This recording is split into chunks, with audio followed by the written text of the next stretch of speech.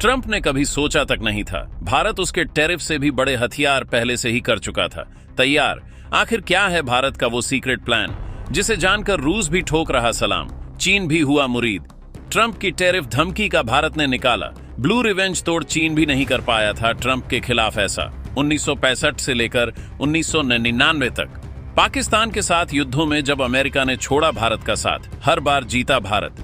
एक ऐसा देश जो खुद को लोकतंत्र का सबसे बड़ा मसीहा कहता है, लेकिन जिसकी दोस्ती हमेशा मतलब और शर्तों पर टिकी रही है। जी हां, आदि हम बात कर रहे हैं अमेरिका की। 1965 की जंग में जब हमें हथियारों की सबसे ज्यादा जरूरत थी तो उसने हमारा गेहूं रोक दिया। 1971 में जब हम मानवता की रक्षा के लिए लड़ रहे थे तो उसने हमें डराने के लिए अपना 7वां बेड़ा बंगाल की खाड़ी में भेज दिया।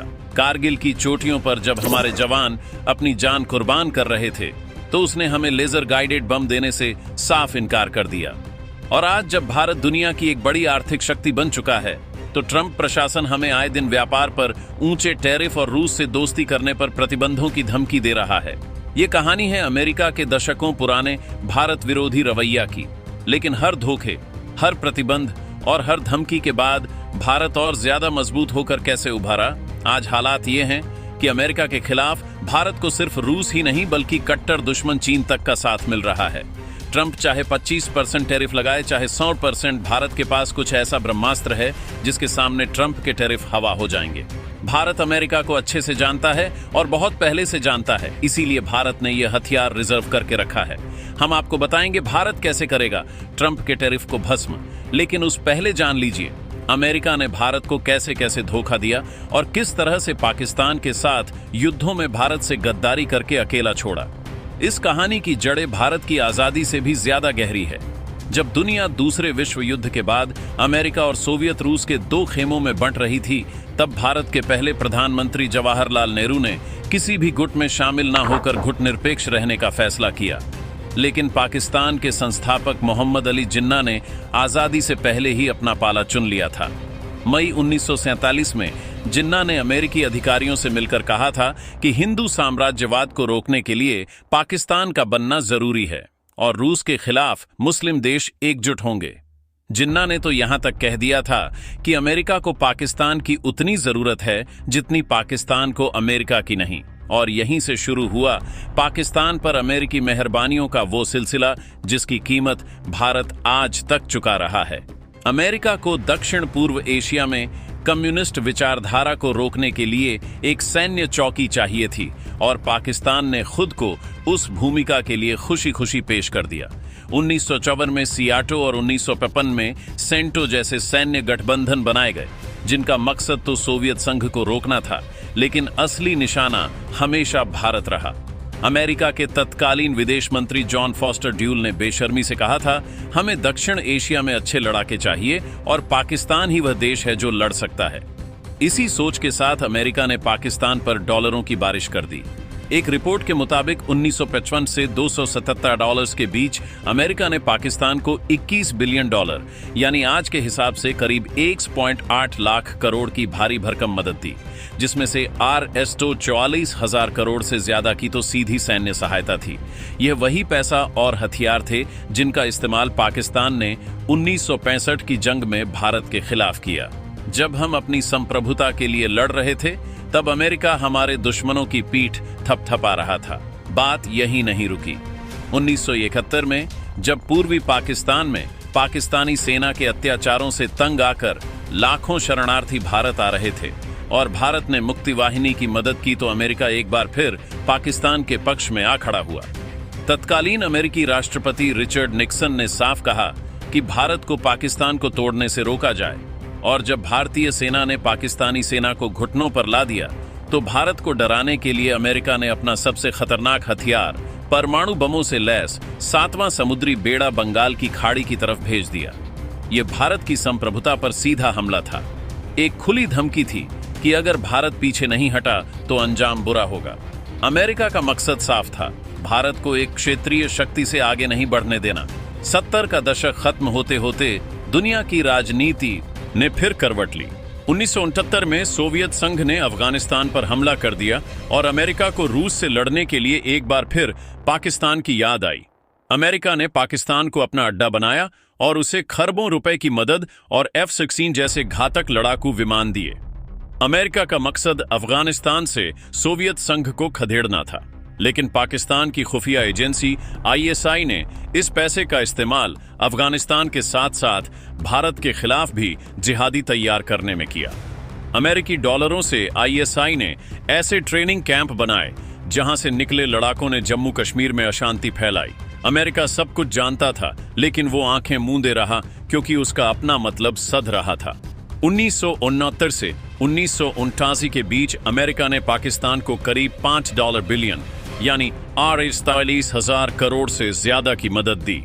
इसी दौरान अमेरिका ने एक और बड़ा विश्वासघात किया। 18 मई 1974 को जब भारत ने अपना पहला परमाणु परीक्षण ऑन ऑपरेशन स्माइलिंग बुद्धा किया तो अमेरिका बौखला गया।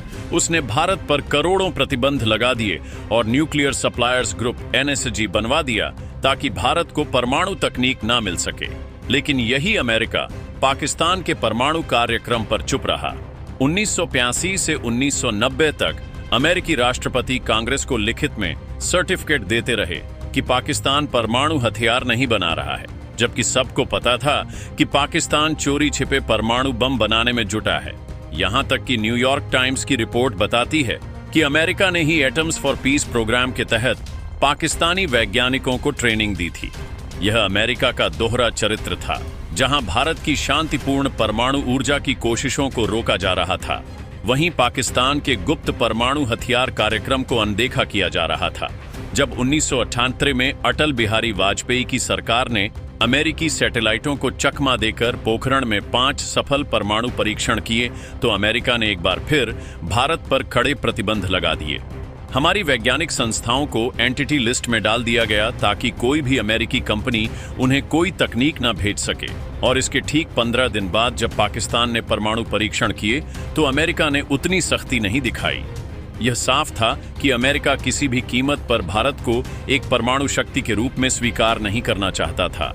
विश्वासघात का यह सिलसिला यहीं नहीं थमा। 1999 की कारगिल जंग के दौरान जब हमारी सेना को ऊंचाई पर बैठे दुश्मन पर सटीक निशाना साधने के लिए लेजर गाइडेड बमों की सख्त जरूरत थी तो अमेरिका ने साफ इनकार कर दिया। ये वो वक्त था जब हम अपने जवानों को खो रहे थे और अमेरिका, जो हमेशा मानवाधिकारों की दुहाई देता है, हमें वह तकनीक देने से मना कर रहा था जिससे हमारे सैनिकों की जान बच सकती थी। यह तो भला हो इजराइल का, जिसने उस मुश्किल घड़ी में हमारी मदद की। अब आते हैं मौजूदा दौर में डोनाल्ड ट्रंप के राज में। ट्रंप प्रशासन ने भारत पर 25% का भारी भरकम टैरिफ लगा दिया है और रूस से S-400 मिसाइल सिस्टम खरीदने पर प्रतिबंधों की धमकी दी है। लेकिन वहीं दूसरी तरफ वो पाकिस्तान पर सिर्फ 19% टैरिफ लगा रहे हैं। ट्रंप ने पाकिस्तानी सेना प्रमुख से सारे प्रोटोकॉल तोड़कर मुलाकात की और पाकिस्तान में तेल खोजने की डील तक कर ली। वह बार बार कश्मीर पर मध्यस्थता की बात करके भारत के आंतरिक मामलों में दखल देने की कोशिश करते हैं। यह सब दिखाता है कि अमेरिका की फितरत आज भी नहीं बदली है। लेकिन अब भारत भी 1971 वाला भारत नहीं रहा। अब सुनिए कि भारत ने इन सभी विश्वासघातों का जवाब पर्दे के पीछे से कैसे दिया। जब 1971 में अमेरिका ने 7वां बेड़ा भेजा तो भारत ने अपनी गुप्त परमाणु छाया योजना को सक्रिय कर दिया, जो उसने सोवियत संघ के साथ मिलकर तैयार की थी। यह एक ऐसी परमाणु ढाल थी जिसके डर से अमेरिकी बेड़े को पीछे हटना पड़ा। जब अमेरिकी सैटेलाइट पोखरण पर नजर रखे हुए थे तो हमारे DRDO के वैज्ञानिकों ने मिरर ब्लाइंड प्रोजेक्ट चलाया, जिसने सैटेलाइट की थर्मल इमेजिंग को ही अंधा कर दिया और हमने दुनिया की आंखों में धूल झोंक कर परमाणु परीक्षण कर डाले। जब अमेरिका ने कारगिल में बम देने से मना किया तो भारत ने उसी घटना से सबक लेकर अपना खुद का गुप्त सुदर्शन स्मार्ट बम प्रोग्राम विकसित कर लिया। आज हम किसी के मोहताज नहीं हैं। जब अमेरिका ने S-400 डील पर प्रतिबंधों की धमकी दी तो भारत ने रूस के साथ मिलकर उस टेक्नोलॉजी का हाइपरलोकलाइजेशन शुरू कर दिया। यानी अब हम उस तकनीक को खरीद कर खुद भारत में बना रहे हैं, उसका भारतीयकरण कर रहे हैं।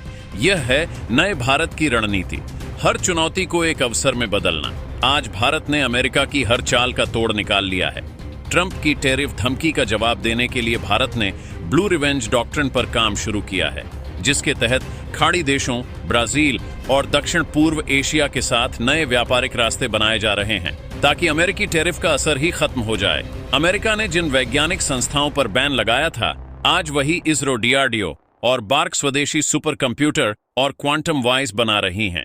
भारत अब अमेरिकी तेल पर निर्भर नहीं, बल्कि बांग्लादेश से लेकर अफ्रीकी देशों में खुद के तेल और गैस ब्लॉक खरीद रहा है। यह भारत का वो खामोश जवाब है जिसकी भनक दुनिया को तब लगेगी जब बहुत देर हो चुकी होगी, और सबसे बड़ा झटका तो अमेरिका को तब लगा जब चीन जैसे देश ने भी भारत की विदेश नीति की तारीफ कर दी। चीन ने कहा कि भारत अपनी स्वतंत्र विदेश नीति पर कायम है और अमेरिकी दबाव में नहीं आ रहा है। यह भारत की कूटनीति की सबसे बड़ी जीत है कि आपका सबसे बड़ा दुश्मन भी आपके आत्मसम्मान और आपकी दृढ़ता की तारीफ करने पर मजबूर हो जाए। खैर, आपकी इस बारे में क्या राय है? कमेंट बॉक्स में जरूर बताएं। इसी तरह की और भी जानकारी के लिए हमारे चैनल को सब्सक्राइब जरूर करें। जय हिंद, जय भारत।